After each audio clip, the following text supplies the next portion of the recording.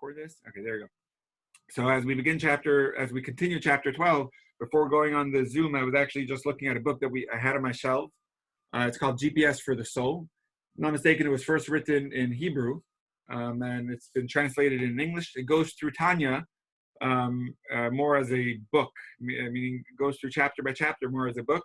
So I just squeezed in a little reading of the Beinoni, and I thought it did a pretty decent job. I should say it did a good job. So it explains the Beinoni versus the Tzaddik, the Beinoni versus the Rasha. We know that the Tzaddik, his inner and his outer, which means his garments, which is on the outside, his thought, speech, and action, and his insides, which is his soul powers, the way he's made up of inside, meaning his 10 levels of his soul potentials, are all perfect. That he doesn't do a sin with his garments, thought, speech, and action, but he also, in his heart, with regards to his soul attributes, he doesn't have any evil impulses. That was the tzaddik. The Beinoni, on the outside, he's perfect. He could do perfect, which means he's able to control himself, his mind controlling his heart, but he still has the impulses on the inside, meaning he's still flawed. He still has temptations and desires on the inside, but he doesn't act on them because he has full control over his outside. The Rasha, on the other hand, he's weak on the inside, but he's also weak on the outside, which means he's not able to stop himself because of his weak, compromised state. He's not able to stop a sin from happening.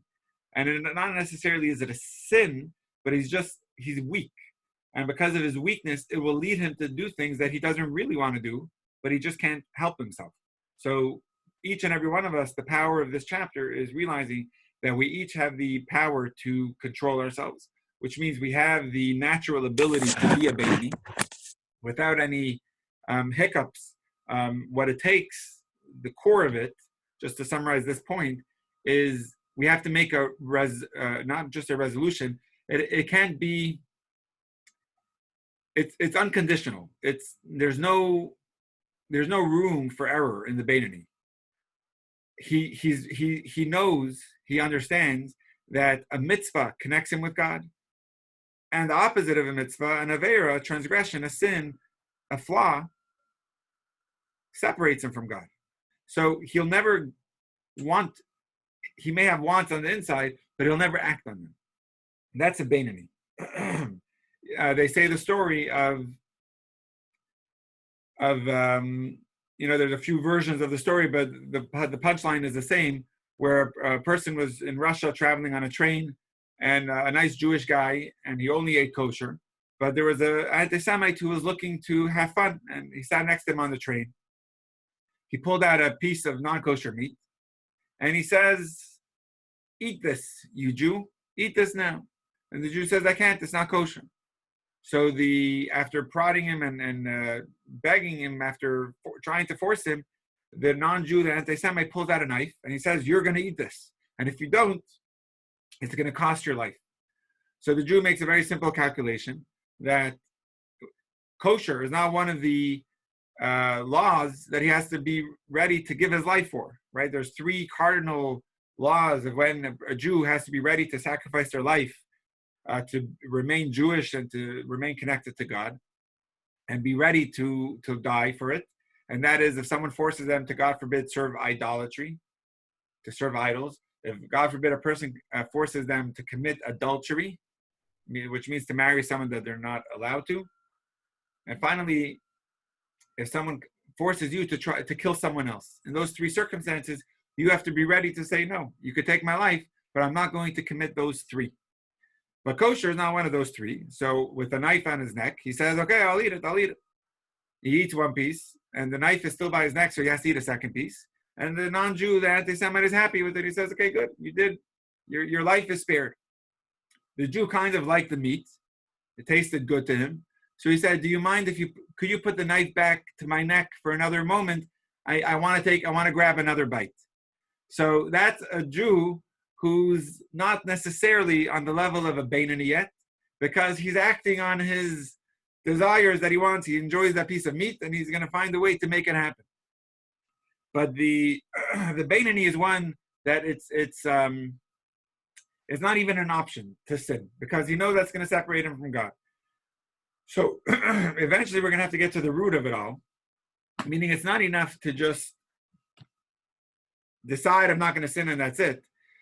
Meaning a smoker, if he's going to decide to quit, but save a pack of cigarettes in his drawer of his dresser, just in case in a difficult day, he's not really a quitter yet because he's relying on a time when he may need it. That means there's conditions that he's putting. I'm not going to smoke unless, as a difficult day. A Beinoni, he makes a resolution and he's firm to it. He's committed to it. At the state he's in now, he's never sinned and he never will sin because he's so connected at this moment. And he needs to keep that power, that inspiration alive. And that's actually a big difference between the tzaddik and the Beinoni, where the tzaddik has that inspiration from the moment he gets up all the way through the day. He sits and learns and he just enjoys it. There's no struggle there. The Beinoni has that inspiration at times when he prays in the morning, but then there's the big chunk of the day when he's out and about and in the real world and he has his temptations, and there's that constant mastery of self that he's activating. He has temptations inside because, like I said before, his inner soul is not perfected. His faculties, his cognitive and his emotional faculties are not perfect. So he has the animal soul vying for control, and his animal soul is there and present and voicing their wants. And throughout the day, he's struggling to contain them, to control them. And what is his power to control them? It's through his godly soul's inspiration that he had or she had from the beginning of the day. So when we get up in the morning, practically speaking, I open up a siddur, I open up a prayer book, and actually before even opening up a prayer book, while I'm still in bed, we say the Moda Ani. It's the opening words of our day, saying, "Thank you, God, for giving me life and putting your trust in me." And it's already an empowerment from the moment we get up, realizing that God is giving me back my soul because He has a purpose for me today, and He's putting His trust that I'll be able to fulfill it. Exactly, and very good, Shira. Thank you, Reb Shimon Bar Yochai, who we celebrated yesterday with great celebration, passed away yesterday, some 1900 years ago. Reb Shimon Bar Yochai, we learned in the previous chapter, Shimon Bar Yochai was one of the few complete tzaddiks. We know there's levels of tzaddik. The more common one is the incomplete tzaddik, where he has some evil, is just voided. But then you have the complete tzaddik, and Reb Shimon Bar Yochai was one of them. That's exactly correct. So, practically speaking, when I get up in the morning, we start with Moda Ani, which is reminding us that we have a purpose of why we're here. And then we do prayers from going to the bathroom, saying, "Thank you, God, for giving me a proper system," to thanking God for giving me the intelligence, for giving me the ability to open up my eyes, for giving me the ability to stretch, for giving me the opportunity to have clothing to wear, and for giving me the opportunity to do mitzvahs. And it goes through the day of learning Torah. All our prayers and blessings that we say in the morning, all those blessings are there as a fuel for our godly soul to realize and inspire ourselves to be the true person we can be. And then there is the tefillah itself with the Shema, the Amidah, all those things we say in the morning is music to the ears of the godly soul. It's keeping it sane, it's keeping it leveled, it's keeping it inspired. But then the Beinoni, after that inspired state, it goes to work. And at work, it encounters struggles from and temptations, both between the person and God, meaning he has other desires, but also between him and others. There's jealousy, there's anger, there's cheat, there's things that are coming up inside of him that he's controlling himself on. So today we're going to continue on page 139 of our Tanya. It's called the Practical Tanya. Hope you have it handy. This one's upside down, so I'll turn it this way. The Practical Tanya, we're on chapter 12, the second section, page 139, the bottom two lines, where we're going to see section 2, that there are times when the Beinoni is like a tzaddik. And that's going to be the times of prayer. Okay, let me see another question, but we need to say, remember to fight evil inclination as said in the morning blessings. Exactly. It's actually one of the blessings we say in the morning. Don't bring me to the heels of temptation and tests, which means it's better not to be tested at all and to always remain in an inspired state. But as the Beinoni knows all too well, that these struggles and temptations come up, and he has to be able to control himself. And ultimately, the control is going to come from inside of him, realizing that he has the control to do it, and that it's not an option. He can't do it. So he threw away the last pack of cigarettes, and it's not an option to go back on that. So let's see section 2. We're going to be the bottom 2 lines of 139. We'll see it inside. There are times, however, when the Beinoni does enjoy inner peace, and the urges of his animal soul are temporarily quiet, or what's that word? Quiet. I don't know how to pronounce that word. Quieted, I thought would be the word. Robin or someone on, you want to tell me how to pronounce that word? Oh, well, I would say quietened. Quietened. Okay, is that the more interesting? So quieted is not a word, right? He quieted the crowd. It is a good word. That is a word too. I think they're synonyms. Okay, they're synonyms. Okay. So this is quietened. All right, thank you. I'm going to look it up. Okay. I'm sure he did his research when this author that translated English, his name is Rabbi Chaim Miller. He did a phenomenal job. He translated a Torah. He translated the Megillah. He gave great commentaries. So I'm not going to question his writing and his translation. I'm sure I'm the one that just would put a different word, but I'm sure he's doing it the correct way. Except on, we're now on page 140. Except on particular occasions, such as when performing the mitzvah of reading the Shema, or when at prayer. The focused meditations of the Shema and of prayer can temporarily generate such emotion from the divine soul on the right side of the heart that the Beinoni's animal soul on the left side is totally overwhelmed. There are times, this is such a beautiful thing, there are times when the animal soul is just quiet. It just doesn't have anything to say, and it's overwhelmed with the sensation of the feeling that the godly soul is feeling. So it's an incredible time of prayer when you have this, because this is a time of expanded consciousness. So this is a Kabbalistic term. For those that appreciate Kabbalah and join this class because of Kabbalah, I know Maddie really appreciates the Kabbalah aspect of Judaism, the Jewish mysticism. So in Hebrew, the words are Mochin de Gadlut, which means expansive consciousness of the supernal mind. So we have our godly mind that is connected with God's mind.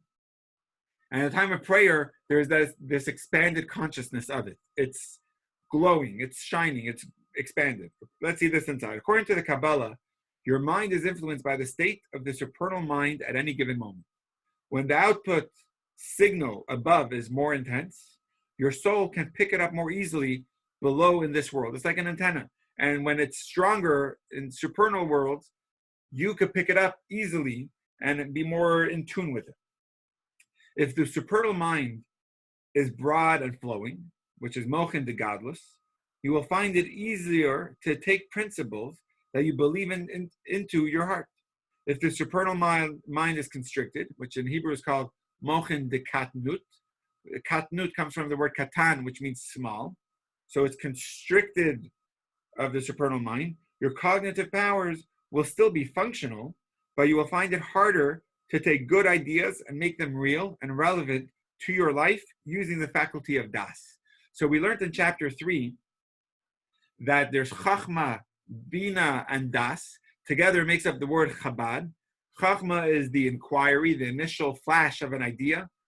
Bina is expanding it and seeing all the details of it, the cognition of an idea.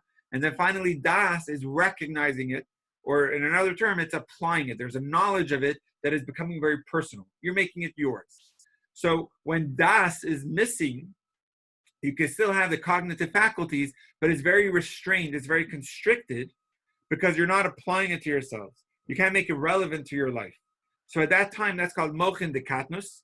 There's a constricted consciousness. So your cognitive powers don't apply it to you, and that's narrowing your ability of that consciousness. So during the time of prayer, the consciousness is expanded because it's connected with the supernal mind.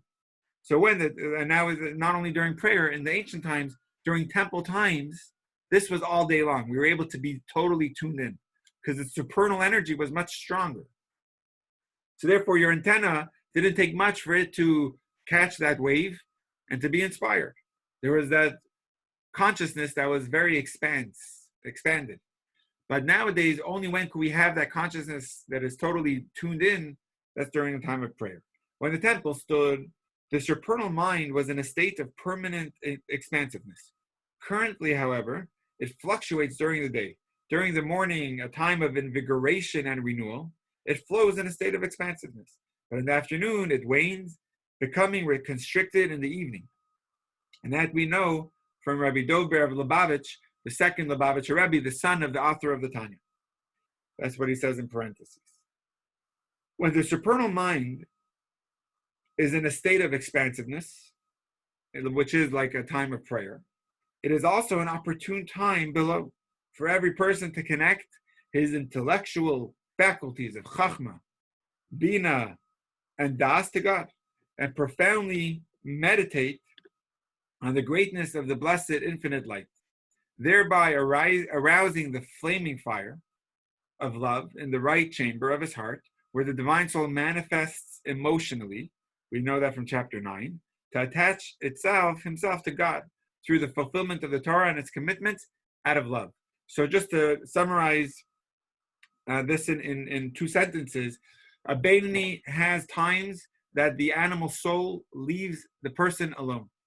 That's a time of prayer. In the ancient days, it was a time of the temples all day. Nowadays, the time of prayer, the Beinoni is able to be fully tuned in. The reason why it's able to be fully tuned in is because during the time of prayer, your soul is connecting on the level of Mochin de Gadlus. It has an expanded consciousness, and that's shining. So therefore, it's an opportune time to connect with your mind, your Chachma, Bina, Das, to meditate on the greatness of God. And during that time, it's a time of invigoration, and you have a love that is developing from that mind's thinking, and that love expands itself. So during the time of prayer, you're in a time of love. You're enraptured with fire and passion towards God. So from your mind, it develops in the heart this feeling of love and excitement to God. And let's just see the Hasidic thought now at the bottom of 140. My inner soul, my inner core. You know what, Robin, if I could have you read the Hasidic thought on the bottom of 140. Sure. Pass it around a little. My inner core is unrefined, leading me to have a mixture of urges towards personal gratification and towards God. But if I focus my mind on the Shema and on prayer at a time when the supernal mind is in a state of expansiveness, I will experience a temporary flooding of emotions for God. Then my urge for self-gratification will be temporarily silenced. So Could this you is please, like could you please tell us what they mean by the supernal mind? yeah, sure. So the supernal mind is talking about God's mind, right? We know from chapter 3 of Tanya, we said that there's a reflection, the way our cognitive faculties are based, it's mirroring God's sefirot, God's way of manifesting his godly light, his infinite light, into worlds. And one of the ways of God's light coming into the world is through Chachma Bina Das of God, God's way of wisdom, understanding and knowledge, God's way of connecting his mind into the world. During the time of prayer, our mind is able to connect on an easier term with God's mind. So the supernal mind is flowing, meaning you're, let me just see the words inside.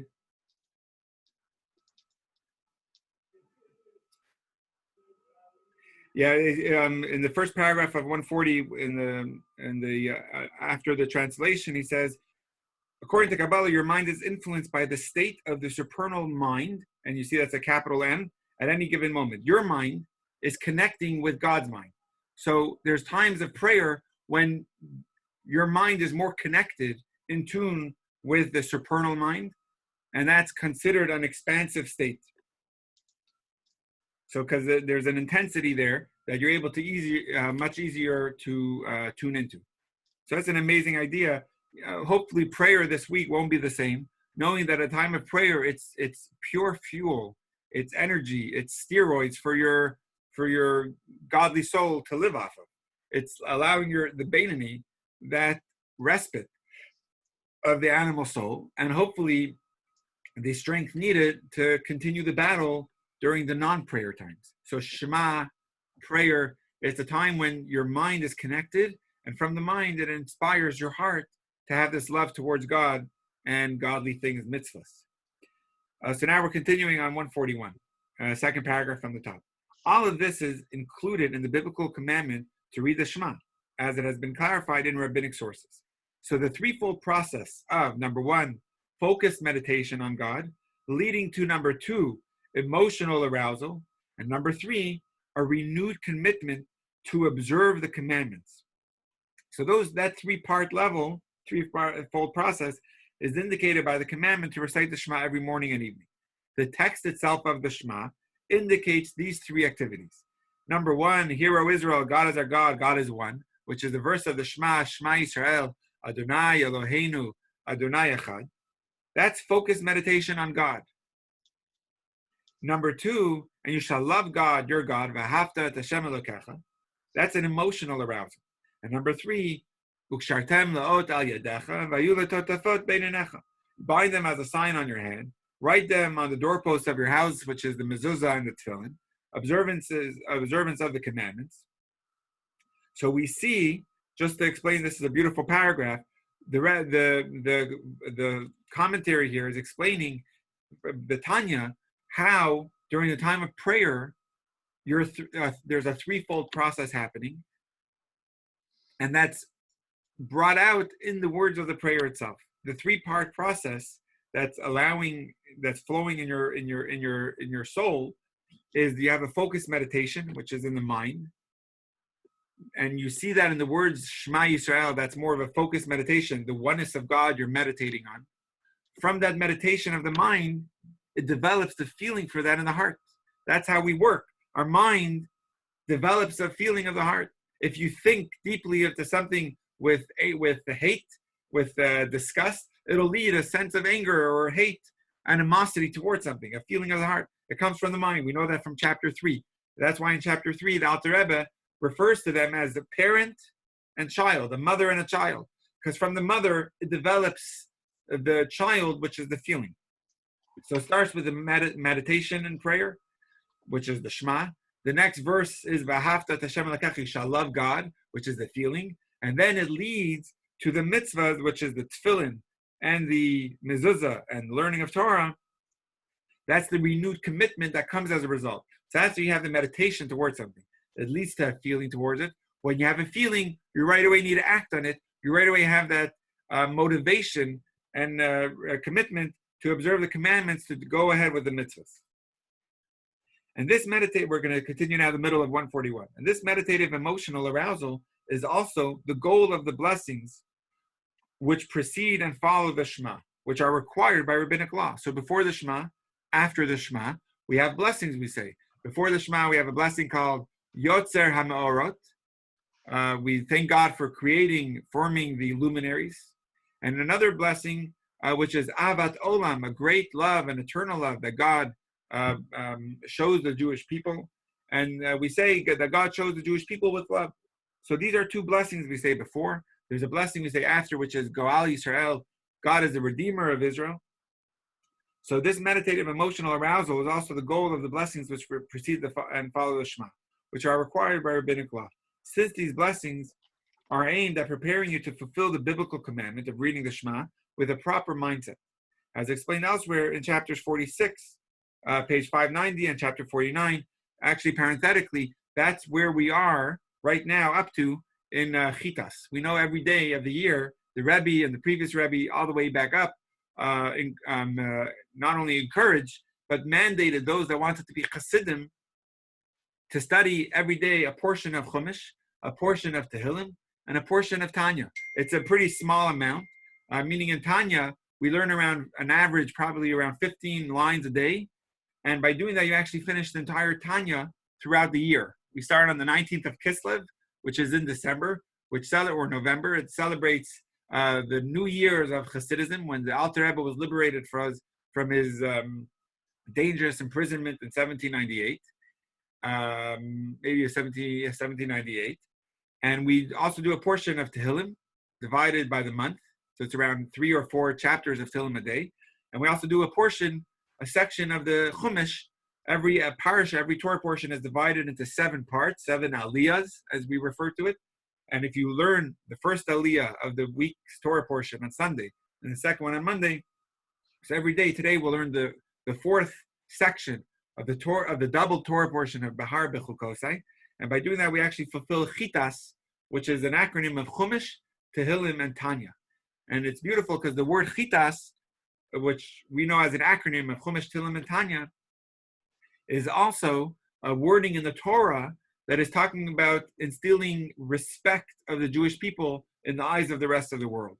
That there was a time when Jacob and his children were close to being attacked by enemies, and it says there was a fear of God, chitas elokim, that there was a respect. No one wanted to touch the Jewish people because of the presence or strength that we showed. And so the Rebbe learns, what was the strength that the Jewish people have, that people will see a respect and won't start up with us? That's chitas. Chitas means respect or fear, but how do we instill that strength? By learning a section of Chumash, Tehillim, and Tanya every day. If you go on our website, connected with Chabad.org, every day they have the daily study.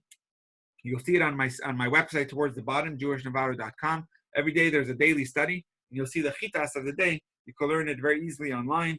It's a great thing to study.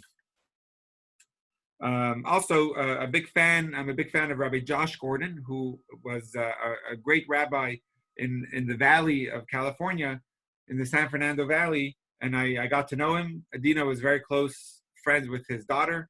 I was a head counselor of his camp, and even after moving here as a Chabad rabbi in 2012, he came up several times to Farbring to inspire the rabbis, and he gives a daily. It's recorded. He passed away several years ago, but he has a daily talk on the Tanya of the day, on the Chumash of the day, even on Maimonides of the day. And that's also connected to our site. Just go on jewishnavara.com/Rabbi Josh. If I'm not mistaken, he gives a daily recording, Rabbi Josh Gordon. Okay, at that time, the evil in the left chamber of his heart, meaning at that time during prayer, when we're in our meditative and emotional state of well-being, of godliness, where the animal soul manifests itself, is temporarily suppressed and voided by the good which has spread to the right chamber, by the Chachma, Bina, and Das in his brain, which are at that time focused on the greatness of the blessed infinite light of God, and are now receiving outside assistance from the expanded consciousness of the supernal mind. So during the time of prayer, in other words, is the time that the Beinoni feels like a tzaddik. Inside, he feels like a tzaddik, because the animal soul is voided. He's in a state of meditation. That meditation leads to a great feeling and emotions of excitement, fiery love and passion of God, and that leads him to want to do mitzvahs. So the time of prayer, whether he's wrapped up in his talis or he's just wrapped up with his song and a heart swelling in a connectedness with God, he's feeling God's infinite light take over his body. That's what prayer is supposed to be. At that time, the animal soul says, wow, this is too good. I can't mix in. He feels it's not his place. So that's a beautiful thing. You know, this is a chassid's davening. When a chassid davens, when the prayer of a chassid, you're supposed to see him or her be like a tzaddik. There's no fooling around at that time. There's no mistakes. There's no temptations and urges that are able to creep up. And even if there are, you know what, I'll just stop here for a moment. Even if there are, he has the strength at that time to overcome them in an easier state, because he has an expanded mind of consciousness. To explain this with an example, there's a debate. A chassid generally, a chassid's davening, a chassid's prayer is slow and thought out. He concentrates on every word. He meditates on it. Famously, chassidim would sing during their davening, many beautiful Hasidic melodies known as nigunim in Hebrew were composed during the prayer of a chassid. When they're praying, they would sing and they would navigate the turmoil inside and overcome it. And many of the melodies is a struggle ending with a great and victory of the chassid overcoming struggles that are going on inside. So there's a debate. In the non-Hasidic world, prayer is actually done a lot quicker. And in the Hasidic world, prayer is a lot more expanded and slow. So in the non-Hasidic world, they complained, they said, it's not safe to pray too long because the longer you pray, the more time you're allowing unwanted forces from taking over your mind. We know that when you're just in a state of thinking, other thoughts are able to just come in. When you're busy with something, it's harder. We all know that. When you're busy, you're less likely to get in trouble. When you're bored, that's when you have to keep yourself stimulated and busy. Otherwise, you could get into the things that you don't want to be involved in. So in the non-Hasidic world, they say it's better to pray quickly because when you're praying too long, there's a danger of unwanted forces joining along and taking you over. And they gave the example, if you have a horse pulling a wagon with a person on it, and it's going through a forest that is unsafe, going through an unknown territory, you want to go through the forest quickly so that even if there's a thief there, if you're going fast enough, the thief can't jump on the wagon. So it's better to go fast during prayer so that there's no time for the thief, for the animal soul, to get on board and fight you. So the chassid would answer, no. You go slow in the forest, let the wagon go slow, so that even if a thief would jump on the wagon, it's going slow enough that the person on the wagon is ready, is able to take him, beat him up, and throw him out, and he's not going to jump back on.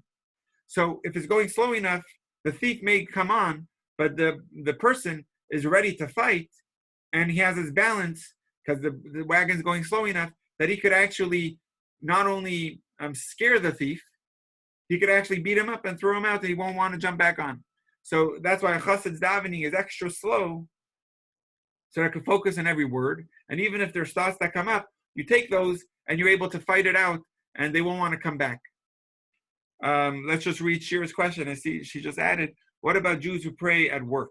When Jewish prayer, they are connected to Hashem, but they're also concerned about being late to work. Their minds are interrupted. Isn't their connection to Hashem taken over by the animal soul then?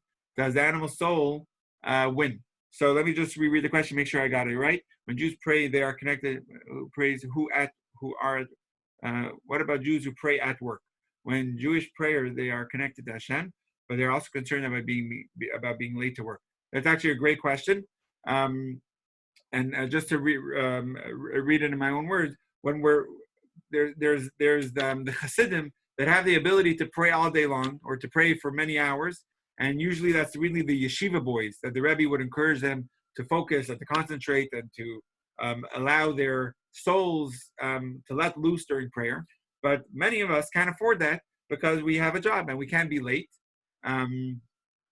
because our boss is looking at the clock, or just because we gave our word that we're going to come on time and we have to be responsible. We can't come late while we're enwrapped in prayer. That's actually a great question.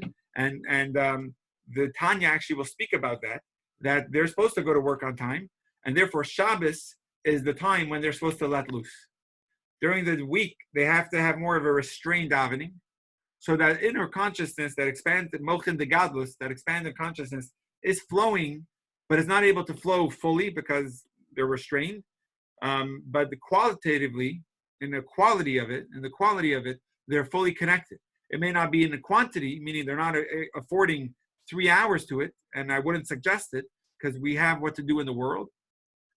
But Shabbos is the time when you're supposed to be allowing the quantity its due diligence also. You're supposed to give the quantity of it, the time of it, the proper time on Shabbos. So during the work week, during the 6 days of the week, you're supposed to be davening not so long.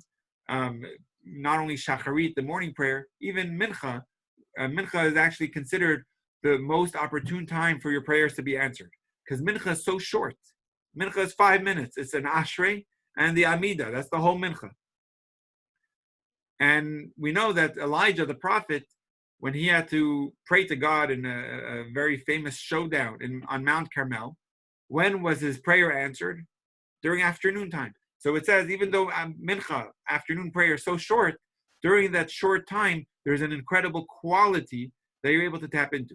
So for us that work, our morning is supposed to be also the quality of it. So you're supposed to be connected.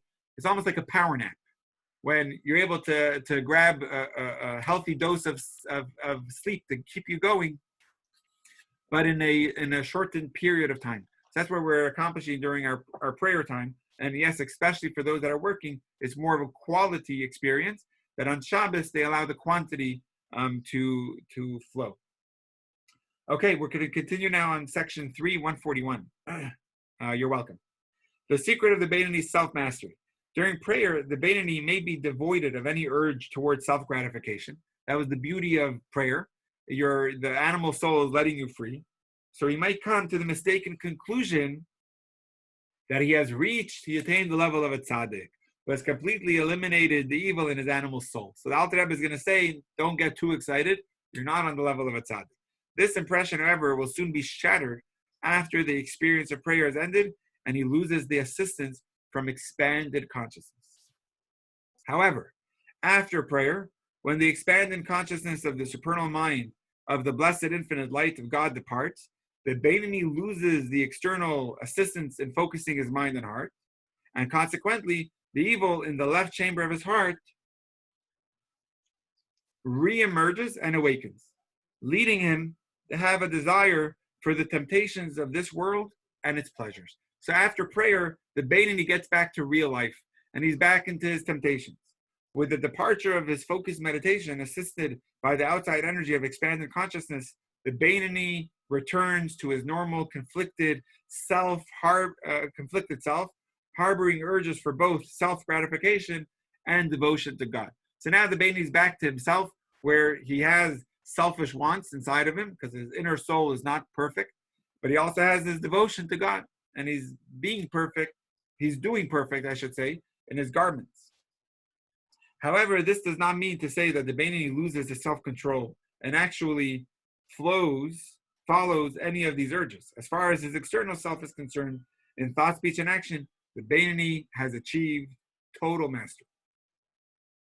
Only since this evil in the left side of the heart is not the only ruling power prevailing over the small city, the evil is unable to bring its desire to fruition. This means to influence the body's part in action or speech, or in substantive thought. So even though the animal soul has its wants flowing from the inner soul, the Beinoni doesn't act on them, like I've mentioned over the course of these past few classes. His thought, speech, and action is not able to be taken over by the animal soul. That's the Beinoni.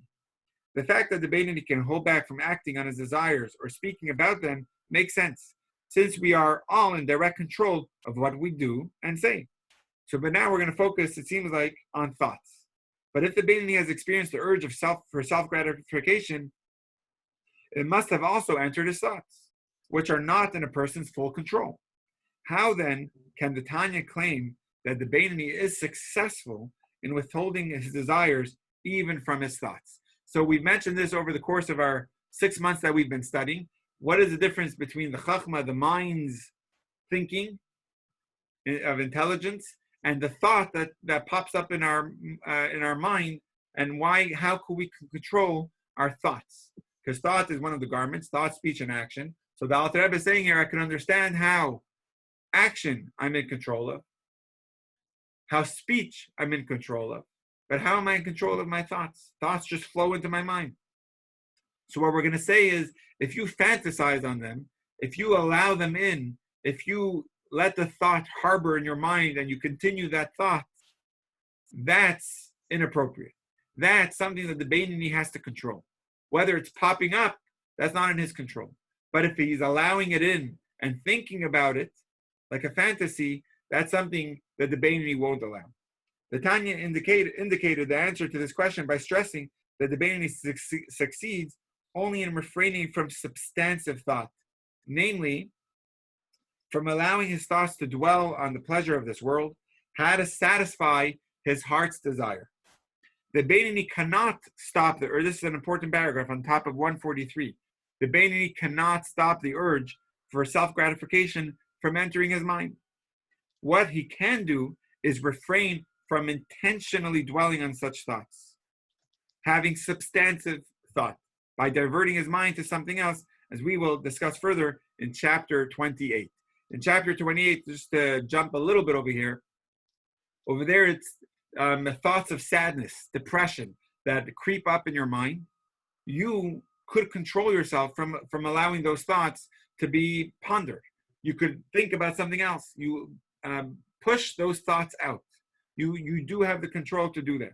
So you don't have the control from impulsive thoughts, but you do have the control on intentional thoughts. When you're intentionally thinking about something and allowing yourself to think and harbor on those, that's something that the Beinoni is in control of. Okay, so that's just a little bit of an explanation on thoughts, and the Alter Rebbe just gave it in chapter 12 now. Still, the self-mastery of the Beinoni is difficult to fully understand. If he or she harbors the desire for self-gratification in his soul, surely at some point his desires will eventually overcome him. How can we be assured that on every occasion he will not allow his mind to dwell on these urges or to act on them in any way? Because you could do it once, twice, a week, or a month, but eventually your thoughts are going to give way and your action, your speech is going to be compromised. So listen to these beautiful words that the Alter Rebbe will answer. To answer this question, the Tanya cites a fundamental teaching of the Zohar about human nature. So this is the essence of chapter 12, and I truly feel that chapter 12 is the soul of foundation of Tanya. What is the foundation of this? Since inherently, it's a quote from the Zohar, and in its natural capacity, the brain rules over the heart, as stated in the Zohar portion of Pinchas 3, page 224a, for that is how a man is formed at birth. This means that any person, look at those words, can, with the willpower of his brain, restrain himself and take control of his heart's urges so as to prevent his heart's desires from being enacted, spoken or contemplated. So that's action, speech, or thought. To divert his attention away from his heart's urges entirely to something completely different. What a beautiful paragraph that any person can control themselves. Let's see, let's just read that Hasidic thought at the bottom before we turn the page. Shira, are you in front of the book? If you're able to unmute yourself. Oh, you might not be on a audio screen, if I remember from several weeks ago. Let's see, Vivian, are you able to unmute yourself to read a Hasidic thought at the bottom of 143? Okay, so no special talent must be learned for me to be in total control of my thought, speech, or action. Through willpower alone, the brain, I can give or withhold active expression to any of my feelings. That doesn't mean it's easy for me to be in control, but it's possible. Awesome. And it's possible. Thank you, Vivian. That was well said. It's possible because of our innate natural ability from birth for any person to control himself. So it's possible. It's not easy, but we can do it. Back in the right above the line, by stressing that the brain rules over the heart as a natural function, the Tanya takes our discussion temporarily away from the war between good and evil. Your ability to divert a certain negative thought or to refrain from a particular destructive action does not depend on your level of self-mastery or on tapping into the powers of good in the universe. It is simply a function of the human condition. Your brain is able to exert sufficient willpower to control your actions and substantive thoughts. Your thoughts your actions, your speech is a human condition to be able to be controlled. In addition to this physical power to control the human urge, there is a metaphysical advantage too. So this is really cool. We get into metaphysics here. This is particularly true when you are attempting to course your will in the direction of holiness. Just to pause here for a moment, and I see Shira saying that she's not able to read because she's at work, and that's actually amazing. The Rebbe, I love it. Shira is writing that this is her Tanya break, and it's a beautiful thing that many people, even when they're in prayer, they're looking at their phone, or when they're studying, they're looking at their phone. They're trying to check the stocks and see what's going on. So they're kind of stealing time of prayer. They're kind of focused still on their business. And the Rebbe would say, halavai, it should be a beautiful thing that we should steal some of the time of work and focus on a prayer, focus on a Torah thought.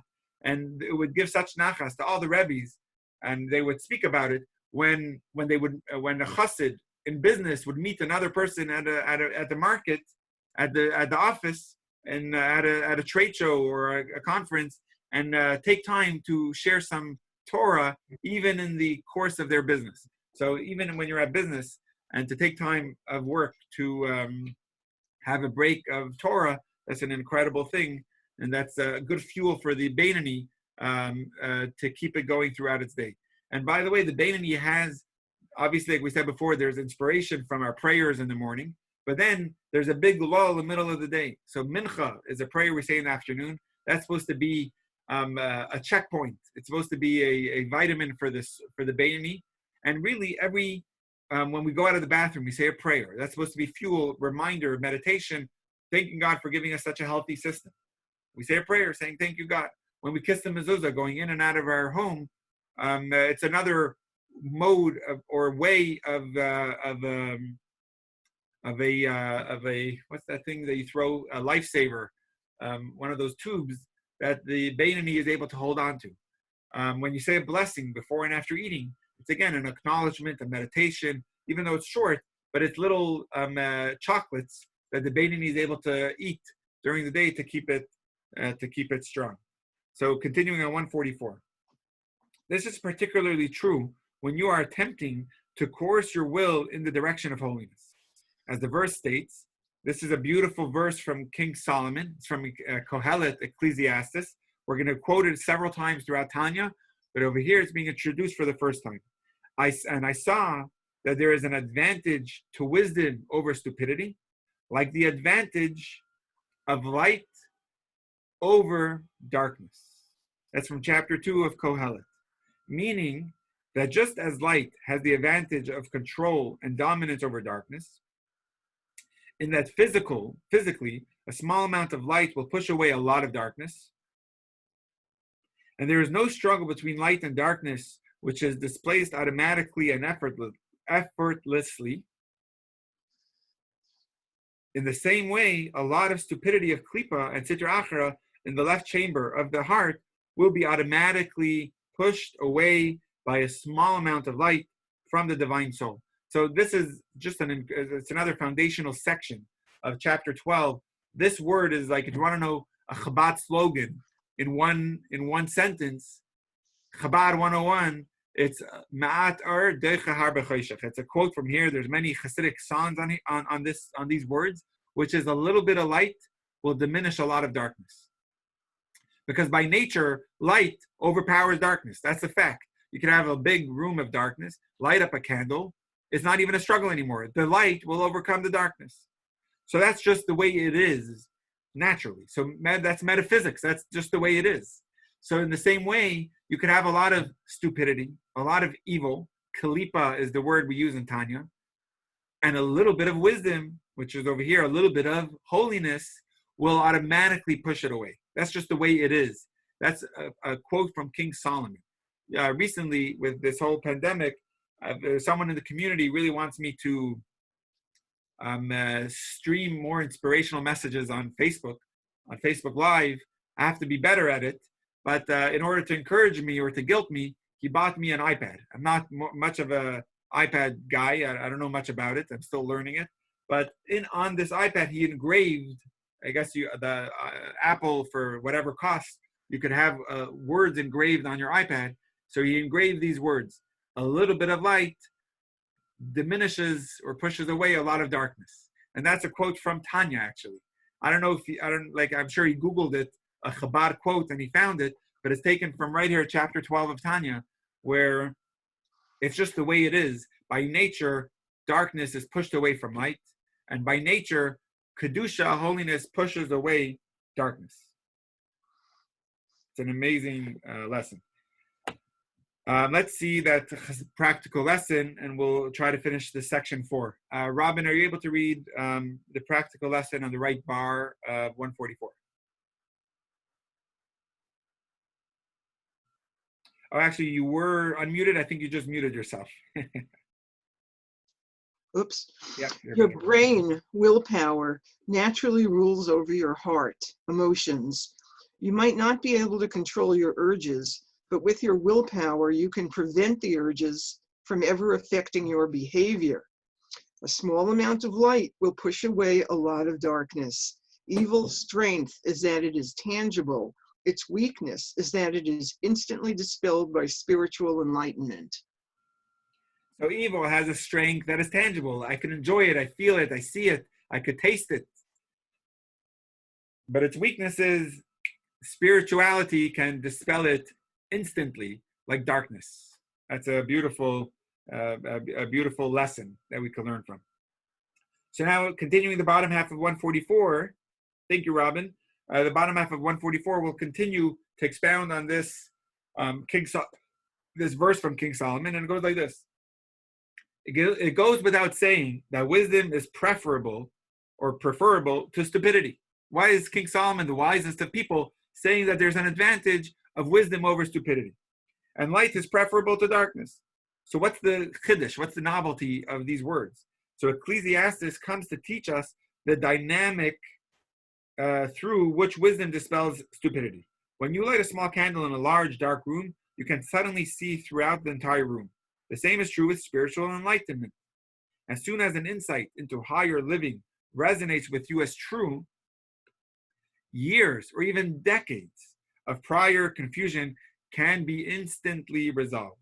The divine soul's advantage over the animal soul is that wisdom, which is the divine soul, dispels stupidity, the animal soul, effortlessly, just as light dispels darkness. However, this does not violate the principle God has made one opposite the other. Because, so this is going to be a beautiful little few lines of Tanya that explains such a good question. What comes up over here, what we said in chapter 6, the introduction to chapter 6, the Alter Rebbe said that they're equal, that they're fighting one against the other, they're one opposite the other. So over here, it seems that if the animal soul is compared to darkness, that it has no real substance, it's evil, and the godly soul is wisdom, which is light, it's not a fair game. The godly soul automatically has an upper hand. So how is that in line with what it says over here? However, this does not violate the principle. God has made one opposite the other. That the forces of evil equally match the forces of good, so as to give you free choice. It's just that good and evil pull you in different but ultimately equal ways. Evil's special allure is that its temptation is tangible and worldly, but evil's great weakness is that its bubble can burst instantly with a little wisdom and enlightenment. So this is a beautiful thing. The question is, what happened to a person's free choice? If the godly soul has the upper hand, it's not free choice anymore. How is that one opposite the other? The animal soul struggling equal with the godly soul. It has to be a fair game. You can't have a kingdom where you have one king that's already given all the ammunition and the other one with no weapons. It has to be a fair game.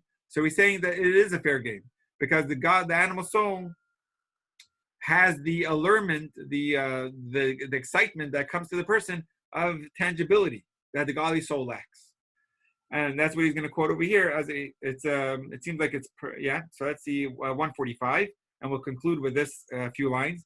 As our sages of blessed memory taught, a man will not commit a sin unless a delusional spirit enters him.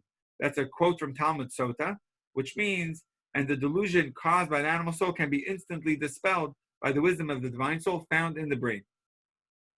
whose will is to have exclusive control of the small city and to express itself in the 3 garments mentioned above throughout the entire body, as mentioned above, namely the thought, speech, and action of the 613 mitzvahs of the Torah mentioned above.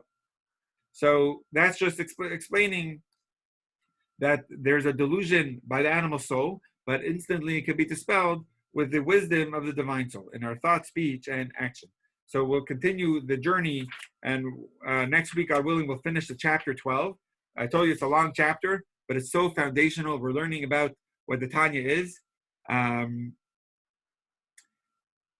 I'm so glad you're able to join. That's amazing shira we're able to do for Lag BaOmer. Awesome. Thank you for sharing that. And thank you for joining in our continual progress of becoming a Beinoni and from realizing how to achieve our true identity of ourself, which is the Beinoni. So everyone have a great day. We'll, God willing, see you again next week. Today at 12, we're having our Yiddish class. God willing, it will be Zoom, streamed to Facebook, if we could figure that out, if Facebook allows it. Sometimes they're overloaded. Tomorrow evening, we have our Pirkei Avot class at 7:30, and the L'chaim on Friday afternoon at 7. And then next week, we have some very exciting things planned. We have a trivia night with Howard Rachelson at 7 p.m. on Sunday. On Monday, we're starting a new series called The Heart of Prayer. It'll come with a handout that you'll be able to print in advance and to be able to learn the how, the why, the what, and the core, the heart, the soul of prayer.